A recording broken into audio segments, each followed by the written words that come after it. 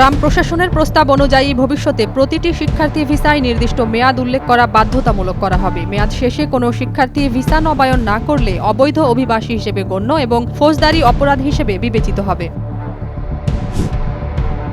আন্তর্জাতিক পারমাণবিক শক্তি সংস্থার সঙ্গে সব ধরনের সহযোগিতা বন্ধের ঘোষণা দিয়েছে ইরান। দেশটির প্রেসিডেন্ট মাসুদ পেজেশকিয়ান এ ঘোষণা দেন।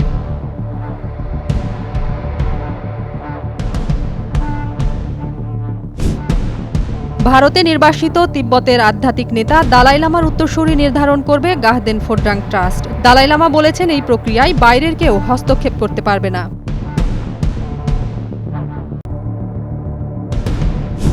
ইয়েমেনে ইরান স্টাইলে হামলার হুমকি দিয়েছে ইসরায়েল। দেশটির প্রতিরক্ষা মন্ত্রী কাটস ইয়েমেনে হুতি গোষ্ঠীর ওপর বিমান হামলার হুমকি দেন।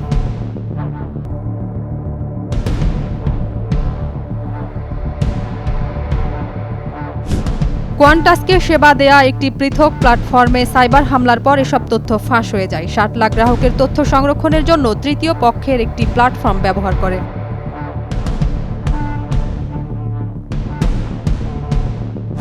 ইলন মাস্কের কোম্পানিগুলোকে ফেডারেল সরকারের পক্ষ থেকে দেয়া বিলিয়ন ডলারের ভর্তুকি বন্ধ করার হুমকি দিয়েছেন মার্কিন প্রেসিডেন্ট ট্রাম্প। পাল্টা রাজনৈতিক দল করার হুমকি দেন Elon Musk.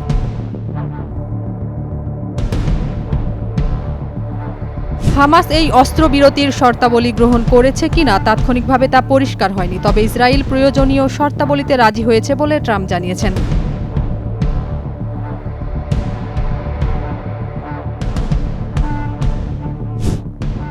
African union support and stabilization mission in সোমালিয়ার এই হেলিকপ্টারটিতে ৮ জন আরোহী ছিলেন। কপ্টারটি ল্যান্ড করার সময় বিধ্বস্ত হয়।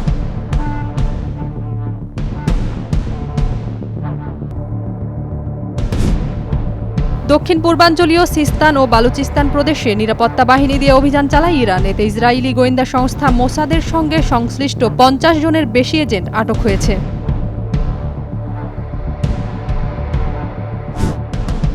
মধ্যপ্রাচ্যের উত্তপ্ত পরিস্থিতির মধ্যে চাঞ্চল্যকর অভিযোগ করল ইরান। তাদের সামরিক গোপন তথ্য হাতিয়ে ইসরায়েলের নিখুঁত হামলার পথ খুলে দিয়েছে ভারতীয় সফটওয়্যার।